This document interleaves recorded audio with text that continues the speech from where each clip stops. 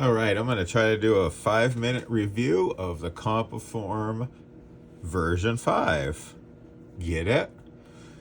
Anyway, this is my first tabletop review. I've never done this thing with the hands in front of the camera, but let's see how it goes. I wanted to be able to have both hands free and not trying to juggle a camera and the sliders while I showed some stuff off. So anyway, these are the V5 slider.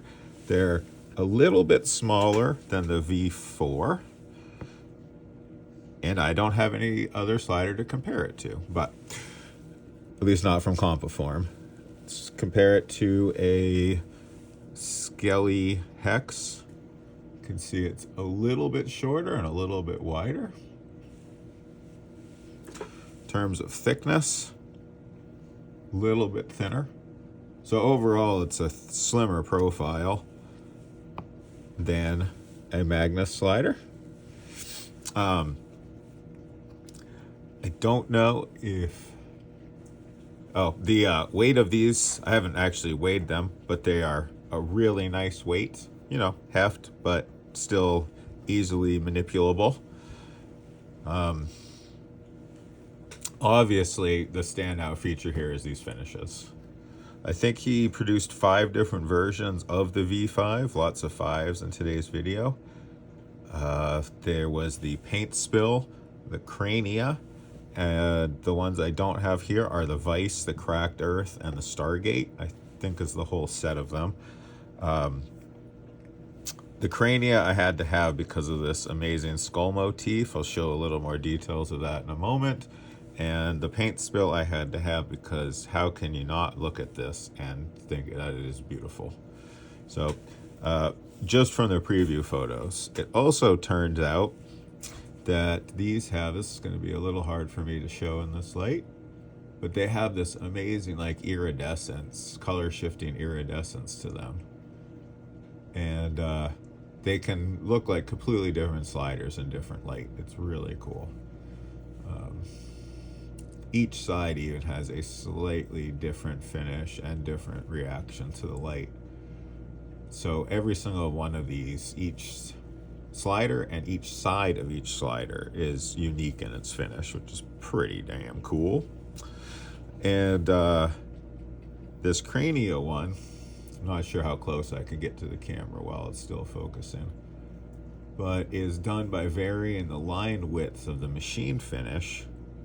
You have these very thin machine finished lines in the black areas that widen up, and well, I guess technically the machining lines are going away, not widening, but anyway, over the skull itself, and then that top surface is polished, and it has a, I don't know, I've heard it described as holographic, which, you know, it's similar to the way a hologram kind of fades in and out depending on the light. But I just like it. It's kind of reminds me of stealth options and finishes where you combine a matte and a gloss finish, and so the design is only visible in certain lights, because as you can see, you can almost make the skull disappear in the light, you know, or it can really shine if I get it to reflect my screen or whatever light's over there. So so the finishes of these are really standout, obviously. They're just really cool. Also, I'm not sure if I can show this again in the camera, but the way he's done this has actually enabled him to create some very fine details, or just the suggestion of some fine details, where you can sort of see the teeth of the skull. Maybe if I zoom in real quick, just a little bit. Like, it's not individual teeth, but it does just give that impression because there's such fine work to it. It's really, really nifty, I think. It's almost a pixelization or something, but zoom back out. Okay, there we go. All right, so what else makes a Compoform a Compoform? I'm running out of time. This is going to be way more than 5 minutes.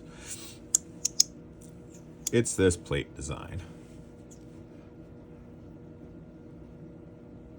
Talk about a beautiful finish. Yes, I've got some fingerprints on there already, but They have that chatoyance, I'm not sure I'm saying that right, where they just, yeah, there we go. The one on the right there, you get that.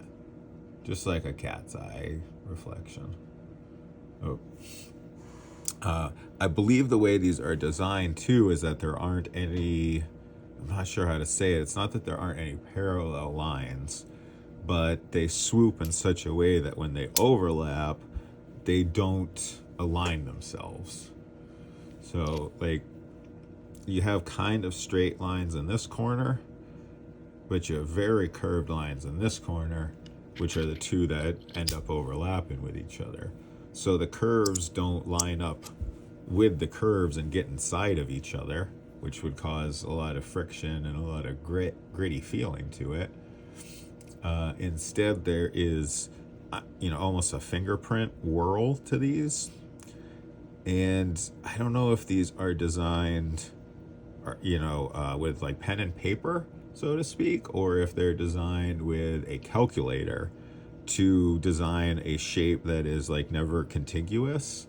I have no idea. Either way, they are beautiful and they are functional. Compoform also has a really unique sound because of their plate design. Sort of on the extreme end of sound, we have of low sound, we have our Skelly Hex.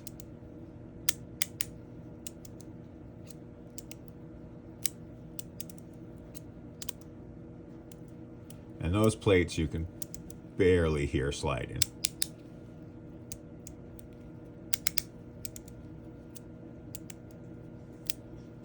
Obviously you can hear the magnets snapping and stuff, but the plates themselves are basically silent. Then you have a Compoform, which has this lovely swish swish sound.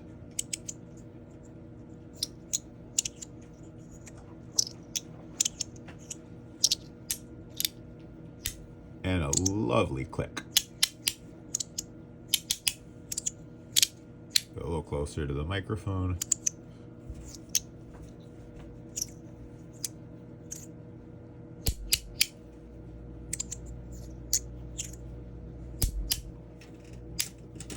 So some people don't like it. Some people prefer a silent slider. Some people, I don't know, it's like a tone thing. They don't like the higher pitch of the. But to me, it reminds me of having a couple of coins that I can rub together. That nice swishy metallic sound. So it's very hard to play with these while looking at the camera, while not being worried about dropping one on top of the other or whatever. But they are super just smooth. Drop. I'm not going to do any more advanced tricks on the camera like this, but they are just, let me see how little I can move my thumb and still make it drop. Do it again on this side. Oh, there we go. And something I'm very curious about mechanically, we'll go into some boring details here for a second, but this seems like something we'd want to describe as a very low friction. Oh, look, there we go. And around the world by mistake. That's very low friction, right? But friction is,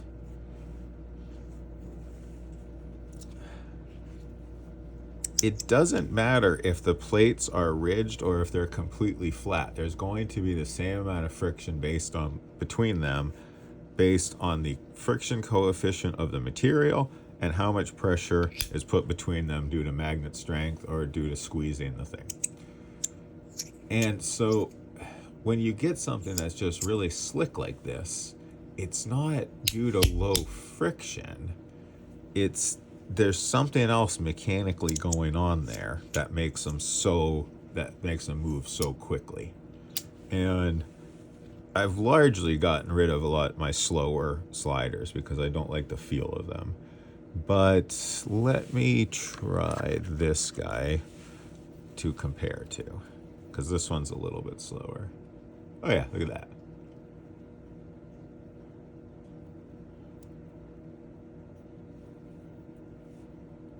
So it's not friction per se that's keeping this from dropping. What is it? What is the thing? And the only thing I can think about is those experiments where people would take the like granite blocks the size of like they used to build the pyramids, and they put them up on like a single little pebble. And when it's on that tiny little pivot point, there's an immense amount of friction between the pebble and the weight of the stone on top of it. But it allows you to pivot the stone, and I think what that is a lever arm distance thing. A lot of you guys are probably way more mechanically inclined than me. But if you have a long object like this, and it's in contact at both ends, then friction is being applied at a long lever arm distance. It's like putting the door stop down here so the door won't swing open. But if it's suspended in the middle, this, or wherever I can suspend this pen, here we go, then the ends don't have any friction on them. All the friction is concentrated to this point, but you have a lot of lever arm action on that single point. So even though there's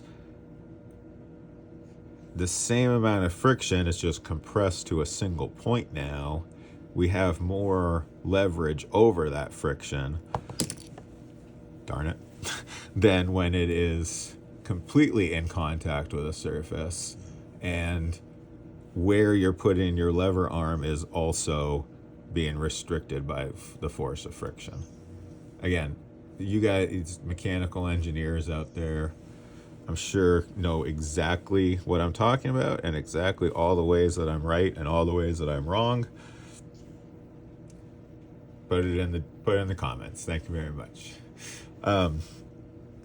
So the last thing I want to try to talk about a little bit is the manufacturing of a Compoform slider. So this is really going outside of my element, but what I do know is that he uses a form of titanium for his sliders, and which is very unusual because titanium on titanium is usually there's like a, again, this is going way beyond what I can really understand, but there's a thing I think is called galling when you have titanium on titanium and they're rubbing together, and they almost they don't fuse together, but there's a gumminess, a stickiness to it. And like, I love my Mark 22 Sharpie here, but it's titanium cap on a titanium body. It's off. I mean, that part of it is awful, this sound. I should have pulled it out for this review, but I have a titanium screwdriver. Hang on one second. This is from MaxAce. It's their slightly more affordable take on these popular driver styles. And it has a nice little fidget, well, not really fidget, it's a driver top. But occasionally the titanium from this will catch on the titanium that it's riding on, and it makes that same awful, grinding sound. Not even grinding, just friction, like, yeah. And of course, on the spinner, it'll just literally come grinding to a halt. So usually titanium on titanium is not what you want to do for a smooth feeling of metal passing by metal, right? But I guess what Ivan's doing at Compoform is this black titanium, which is an alloy, and it's harder than regular titanium, because that's the other reason you would normally see a full titanium slider like this. Again, somebody like Magnus will use a lot of titanium in his bodies, but the plates are usually stainless steel or zirconium. Full Zirc Skelly. Right? Because those metals have pretty good, like, homogeneous contact properties. I just made that up. But when you put steel on steel, it works pretty good. When you put Zirc on Zirc, it works pretty good. I'm surprised there aren't more bronze and brass plates, but that's another discussion. But that's why you don't usually see titanium, because of the galling, where it gets kind of gummed up, and because of that, it's more easily scratched. Titanium's not a super hard material. But I have another Compoform here, which is fairly well used. And these plates, excuse the tape on this one. Let's just look at this one. These plates are just about as black and as shiny as the day they came off of Ivan's production table. So they really have really nice hardness. I have no idea. Somebody once said it's a DLC kind of coating. I've also read that the black titanium is an alloy.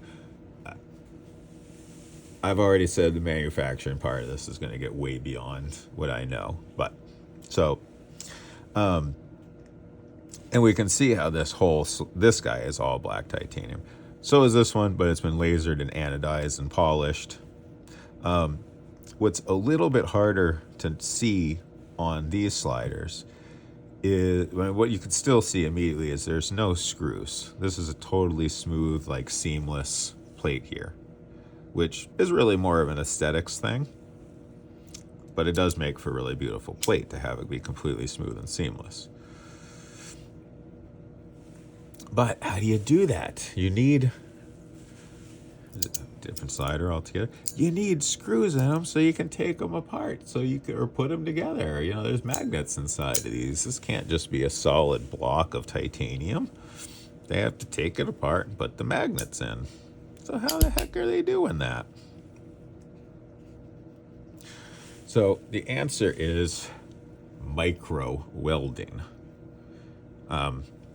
Ivan has a micro welding machine that allows him to microscopically weld together this stone-washed plate or stone-washed body to the black titanium plates.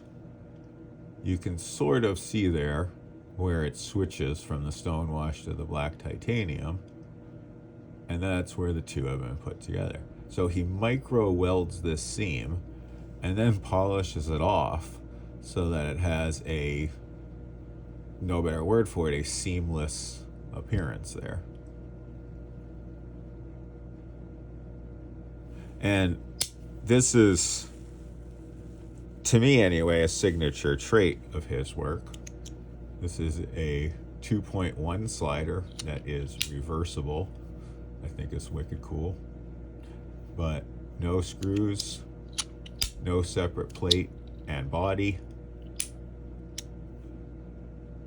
Just reversible magnets with no seams. I also love how he's patterned the side of this to keep the like Damascus theme going. This guy's full titanium too, but he's done a really good job. See, it's just a pattern. But he's done a really good job of emulating Damascus by putting the waves on the sides too. But anyway, I'm sorry, I'm getting distracted. So, but that guy's micro welded. This thing's really cool. I gotta do a longer video on the Tesseract. But we got 8 magnets on this side.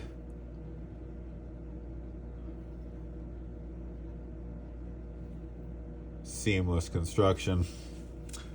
4 magnets in this side, 1 in each corner. Seamless construction. And last but not least, this pretty cool utility knife that he has made that just uses a couple of magnets to pull the blade towards me where there are some detents here and the little notches. And when I want to deploy it, I push it down away from those magnets, slide it forward, where another magnet grabs it and pulls it into the notch. So it's kind of locked in place there. Anyway, This clearly is not one solid piece of copper or brass. I'm not sure what it's made of because it has magnets in it. But hey, we shouldn't be surprised at this point to see a seamless construction. So, and then I want to get into the finish on this paint spill. Because, as I pointed out earlier, it has this incredible iridescence that I don't think I've ever seen on any sort of anodized titanium. And not to badmouth anything, but this is one of the least impressive, I don't want to say least, but lesser levels of impressiveness that I've seen out of this finish. Some of them are just insane in their color shifting.